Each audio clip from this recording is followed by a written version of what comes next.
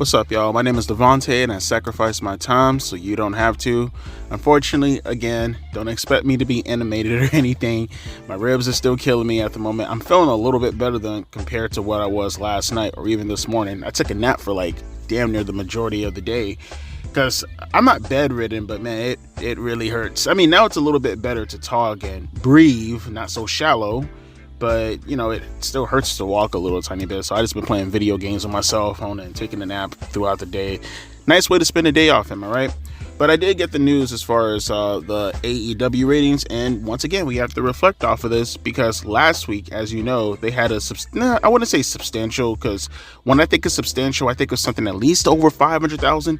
That's substantial in my opinion. When I think of something a little bit more moderate, maybe around 100,000 is at least the bare minimum, at least to how do I put this? At least to look at a situation and say that it was a success, you know. But something that's around 75, 70,000, 50,000, not really. You know, it's below 100,000. Is that really that much of a change? You know what I'm trying to say, numerically speaking. But it is still noteworthy that they did get 70,000, close to 70,000, something along the lines of that. I can't remember the viewership from 2 weeks ago, but it was a boost of nearly 70,000 or something along the lines of that. They had like 819,000 views last week. And that was due mainly to CM Punk. You know, everybody buzzing around the whole footage that was going to be produced from All In. Everybody was just clamoring all over that. And, you know, that was mainly because of CM Punk. So it's only right to say that CM Punk was the biggest draw that night, even though he's working for the other company. Well, unfortunately, they did decrease right back down to their 700,000 status. This time they went to around 762,000, which I think is still kind of up from where it was 2 weeks ago. Nothing drastic, because like I said, it was only like, again, it was only like a 70, not even 70. Again, I don't believe it was that much of a difference in regards to where it was prior 2 weeks ago to where it is right now. And then we have to reflect off of that. So last night I didn't review Dynamite. I mean, I was reviewing Dynamite before my unfortunate circumstances took hold. But, you know, I did watch the show. I mean, I did fall asleep before the main event, but I did watch the show. And I didn't see anything that was really captivating. One of the earlier things that I was reviewing, I felt like I was really bored by it, if I remember correctly. Like, I was yawning. I think I actually still have 2 excerpts that I recorded. I didn't delete them or anything. They're still somewhere on my laptop. And because I didn't really label them because I didn't review the show, right? But it didn't really give me anything substantial as far as actually believing that this card was going to, be anything good going forward. I didn't hear any news coming out besides the Ruby Soho and Angelo Parker, who legitimately, they're about to have a baby soon. I mean, I thought that was a whole angle, but apparently they've been dating the entire time. I thought Angelo Parker was married in general, but apparently he was separated from his wife. And apparently, well, I mean, they're about to have a kid. That came out of nowhere. Talk about art imitating life. You know, last time I heard about this situation, it ended pretty badly 10 years later, if you know what I'm talking about. But that's about the only thing that came out of this that was actually newsworthy. I mean, what does that say about your programming when the most newsworthy thing is, again, having to relate to something that's shoot-oriented, right? It's Ruby Soho and it's Angelo Parker, and even then, it wasn't even the actual show. I actually would have probably went out of my way to promote that as an announcement. You know what I mean? Like, hey, these guys are legitimately about to have a baby. It's not an angle. That's something that I felt like you probably should have promoted on the show. That's something that at least would have garnered some attention. Maybe not anything that would have been drastic, but something that would have garnered something super. It's those kind of things that you should have done, and then that could have probably turned itself into an angle that could have been promoted going into the Dynasty pay-per-view.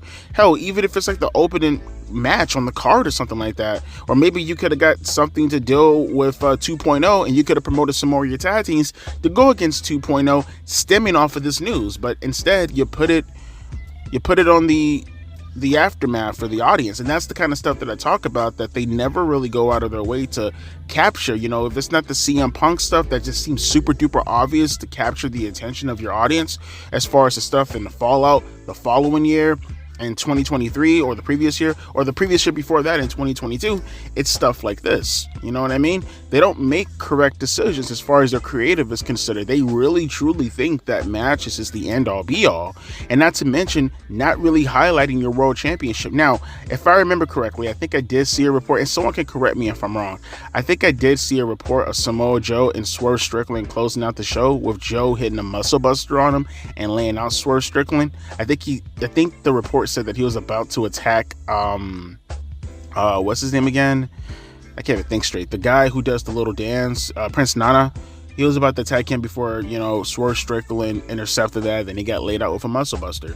Now, I'm happy that they put that in the main event, but maybe it would have been a lot better if you would have promoted some promo packages throughout the night to get people hyped up for that, because it still is your main event at the end of the day. And like most AEW World Championship main events, it's lacking a lot of heat at the moment.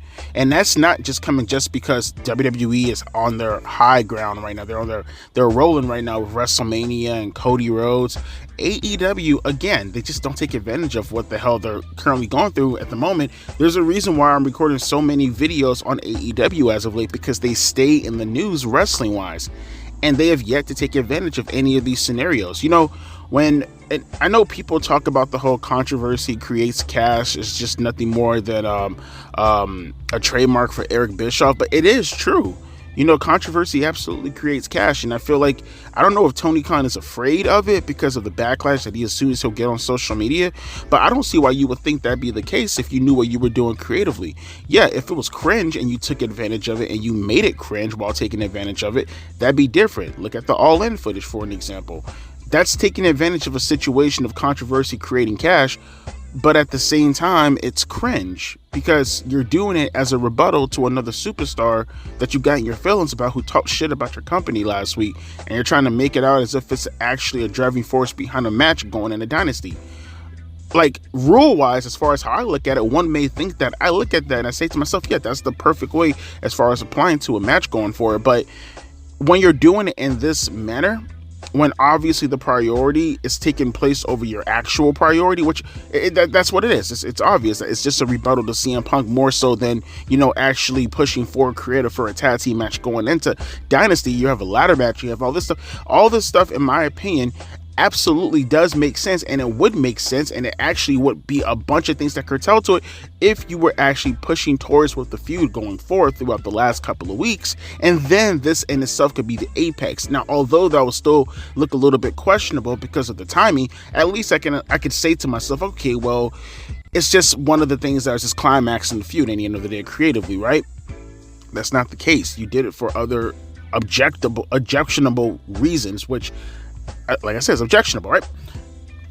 But look at the rest of the card, right? No one is hyped up for Dynasty at all. You have to be, honestly, I think you just have to be, that much of an AEW fan in order to really care for what's going on in Dynasty. Like me, I have different priorities. I have different reasons why I'm reviewing Dynasty, because I know my audience is curious as far as the results are considered, without wanting to watch the show, without wanting to spend the money for Dynasty, which I am going to spend the money because I can't watch any of the streams because it's unbearable when it comes to actually having to review the show. Now, it's one thing if I'm just sitting there and I'm watching the shows and I'm just enjoying it from my own personal perspective, which if that was the case, I wouldn't be watching Dynasty overall, so that kind of defeats its own point. But I need to pay for these videos in order to watch it, because the streams can get a little bit clunky, they can buffer a lot, and it really hurts when I'm missing spots in the match or even key angles that could probably be producing. I know it's rare because it's AEW and angles, but those things do sometimes occur, and I have to be able to reflect off of it. Maybe someone might say something on commentary that's going to be controversial that I missed and is circulating around the news, and I don't talk about it in my videos. I've done that a couple times. You know what I mean? And I just look at that and I say to myself that I have to be able to focus on the card. But for the rest of everybody else, I know why they're not buying Dynasty. I know. And here's the thing. People say that, AEW, they're delusional as hell as far as putting stuff on pay-per-view and expecting people to pay $50 for it when you have the WWE Network who's just giving it to you basically for free, essentially. All you have to do is pay. You have to pay nearly half the price, right, of Dynasty can get you the entire Peacock subscription to watch WWE throughout the entire year, every pay-per-view for free. I mean, it's not for free necessarily, but for free in the sense that you're paying for a yearly subscription to never have to worry about it again. That's almost half the price of one AEW show, and people don't feel like that's justifiable, right? And here's the thing, I can see your point and say that it's not justifiable because of what the product AEW is currently putting on at the moment. Look at what Dynamite put on last night. Look at what they've been put on the past few weeks. Yeah, it's justifiable based off of the strength of what you've been seeing the past couple of weeks. But at the same time, though, if they actually put on a compelling show, then yeah, it can absolutely be justifiable. If they actually gave you a reason, if they were actually strong enough of a promotion to give you a reason, then yeah, if they actually had things that were worthwhile to watch that is completely different from what we're seeing in pop culture today, giving you elements of pop culture that doesn't exist, or turning it up to 10, like how the Attitude Era was back in WWE. You look at the standard pay-per-view price for the Attitude Era back in my days, whenever I try to order something off Philadelphia, and then my grandmother would kill me because she would catch me doing this or see it on her bill and then cancel it before it even actually goes through. Because back in the days, at least for me, before Comcast was a thing, Philadelphia was a thing, you put on a reminder, you pay for the pay-per-view price, and then it goes for it. I did that twice, and I got my ass whooped twice for doing that for my grandmother and my mom separately. My point being is, though, if you have something compelling, the Attitude Era pay-per-views were only like $5 cheaper, if I remember correctly, back in like 2000, 1999, around that time. Pay-per-view prices were like around $40 to $45, right? And this is not even including the old In Your House shows, because I remember seeing receipts from my uncle who would order the pay-per-views back in the days, and I think the In Your House shows were like $25, if I remember correctly. I've never ordered them, but I know they were like $20 to $25. That's half the price of Dynasty, which theoretically one may say it's on par with the In Your House show for WWE, and they're paying nearly double the price. And you can argue inflation in the end of the day, right? But it's still $50. You're paying $50 for a show where Dynamite isn't compelling enough to get you to want to watch it for free. That's a problem. That's a huge problem. When you're making a mockery of your own promotion by going out of your way to present New Japan Pro Wrestling, because that was the opener, right? Jon Moxley, that was the opener. Him talking about his New Japan win for their World Championship. You're putting more focus on another promotion's World Champion. And it's cool. You guys have a working deal, right? But WCW also had a working deal with New Japan Pro Wrestling, if I remember correctly, back in the 1990s. And they've never done any of that. It's funny. Almost everything that AEW is doing to their main eventers, WCW would, they would take all that and they would put that on the cruiserweights, right? Whenever Ultimo Dragon was coming through and you see him with all the championship belts, even though he was contracted with WCW, they were highlighting his stuff and New Japan Pro Wrestling. Jericho, Rey Mysterio, Chris Benoit, Dean Malenko, Eddie Guerrero. Whenever they used to highlight stuff from them, it was based off of the stuff they were doing like in the Super J tournament and stuff like that, right? But notice, they were in the television title rankings. They were in the cruiserweight title rankings. Sometimes, in the case of like an Eddie Guerrero, for an example, they would occasionally highlight that if Eddie was the United States champion, for an example, but almost never. Maybe like in the early 90s, because I know sometimes you have some overseas tours with like Sting or Vader or Rick Rude or like the Great Muta, for an example. Occasionally you would get the main eventers, highlighting that when talking about New Japan Pro Wrestling from another promotion. But once you got around 96 going forward, hell, even 94 arguably with Hulk Hogan going forward, even before the NWO, that was never a highlight to focus on New Japan Pro Wrestling within the main event scene, right? What you had was main eventers who were doing that for you for your own home-based show. The World Championship was the main priority, right? It always coincided with whatever storyline you were trying to get across. And it feels like when looking at AEW, they bury their main event scene, they bury their main event world titles are at the behest of other promotions. You can still promote that other promotion without making it a focal point. And they don't do that. They bury almost everything that is AEW related for every other promotion, right? And for the things that they do highlight on their show that happen to be spectacular, it has nothing to necessarily do with the World Championship. In fact, it goes a step further, and it has nothing to necessarily do overall with even trying to garner any type of audience as far as anything that's like grandeur. You know what I mean? Like, for an example, you look at something like WrestleMania 26, right? Even though both world championship matches, Chris Jericho and Edge and John Cena and Batista, they were on the undercard, it was still Undertaker and Shawn Michaels, and it was Shawn Michaels' retirement match that was the main event. That was the draw. That in itself was the draw, and it made sense. People argue sometimes that Hulk Hogan and The Rock and what they were doing, that should have been the main event over Jericho and Triple H, because that was the draw. You don't even get that in AEW. What they consider, I'll just give it the equivalent, because obviously he's not on par, but the equivalent as far as the mindset is considered, as far as how they're promoting. You guys do know, technically speaking, equivalent, dynasty-wise, they're promoting Bryan Danielson and Will Ospreay in the same manner as to how Rock and Hogan was being promoted on the card. Again, not angle-wise, not as far as it being on par as far as star power is considered, but how they actually visualize it in comparison to the previous years. That Bryan Danielson and Will Ospreay match, which by the way, I'm pretty sure is going to be a good match, and honestly, I'm looking forward to it, right? But to put that in the similar spot to how WWE promoted or put in the same spot a Hogan or a Rock, right? Or a Taker and a Shawn Michaels at WrestleMania 25, and that's even hypothetically saying it's going to be in the mid-card.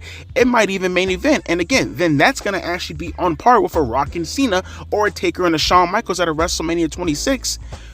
It just makes no sense. Who's going to want to pay for Dynasty to want to see Will Ospreay and Bryan Danielson? That is nothing more in the end of the day than another fixture on the card in itself.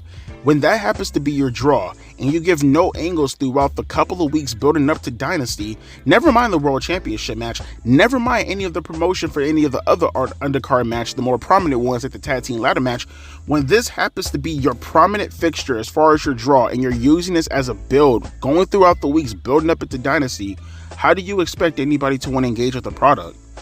Again, you have to be a hardcore AEW fanboy in order to think to yourself that that's a way to do it. And look, you can have your opinion at the end of the day. Like I said, enjoy the show if you enjoy the show, but you're coming to me to get the real. I'm not anybody who's going to lie to you and tell you that AEW right now is a hot product. It absolutely isn't. Dynamite is just objectively not a good show. Well, I guess subjectively, obviously, by definition, but I mean, like, on the grand scheme of things, looking at it metric-wise, I'm looking at that from an objective standpoint, and looking at how they decrease, and then they get stagnant, and they only go up whenever they have to bring in gimmicks that is related to WWE. That's the objective part when I say that it's a cold show. You may like it, and that's honestly cool. I'm not taking anything away from your enjoyment, but what I'm trying to tell you is that there are people outside of your bubble that are telling you that it's not a compelling show, and it seems to me that you're going to like the product regardless. As long as it has the AEW initials upon it, you're going to like it regardless. So why not take people who do not like the show, and they could be engaged just as much as you're engaged with the show, but they're engaged for reasons that is actually compelling and actually correlates with the traditional wrestling, not fandom, but the traditional wrestling experience, right? That's all I'm asking for. I want a reason to tune into AEW Dynamite. Everybody else wants a reason to tune into AEW Dynamite, and they want more than just the initials. They want to actually watch the product, not just because they hate WWE, but because they actually want to engage with the AEW Dynamite product. And when you do shows like Dynamite and you expect better, like, because remember, all the shows stem off of what happened the previous week, right? So everybody coming into this show knew that they were going to get anything compelling. Your draw for the show, albeit a good match, is Will Ospreay and Cesaro. How do you expect that to want to pop a number? You are actually highlighting Jon Moxley in the opener, promoting the New Japan World Championship while not focusing on Joe and Swerve and building that up throughout the night. So I can probably look at what's going to happen this week and say to myself that the numbers aren't going to be that much drastic next week. They may even decrease because you have given no reason for us to care about Dynasty. You have given us no reason or a cliffhanger to want to care about Dynamite. If your cliffhanger is what's going to happen on Dynasty when no one gives a shit about Dynasty, well, them's the breaks, man. And AEW, I said it once and I'll say it again, they're in trouble. People think that I'm shitting on the company, but I think I'm being fair. I honestly think I'm being fair. I mean, I'm not being animated right now, nor can I. I'm not making any jokes. I'm just touching on what I'm seeing right now. I don't know what to tell you. If you don't like it, then cry about it. Let me know your thoughts down in the comment section below.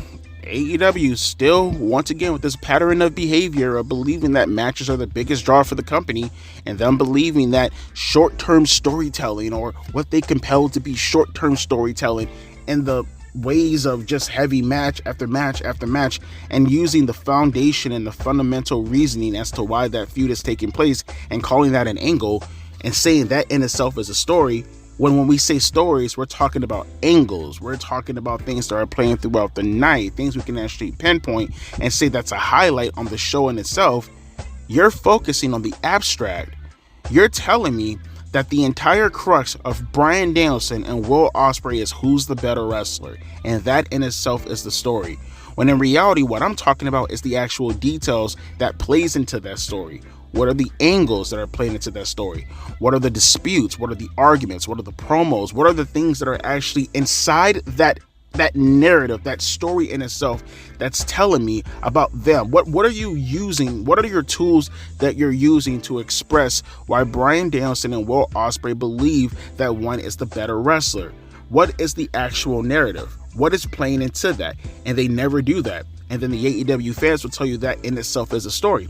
That's not a story. You can call it as much as you want to, saying that it's a story. It's a story in the sense that two guys have a problem. But I don't have a reason to believe what is the problem. You're telling me that's the problem, but why is that the problem? It's always the what and never the why. But as always, my name is Devontae, and of course you're gonna get some people about it upset in the comment section, but that's not me. That's me just explaining to you the numbers coming from a casual AEW viewer. Don't know what to tell you. As always, my name is Devontae, and I'll be catching you guys later. Deuces, P. Ice.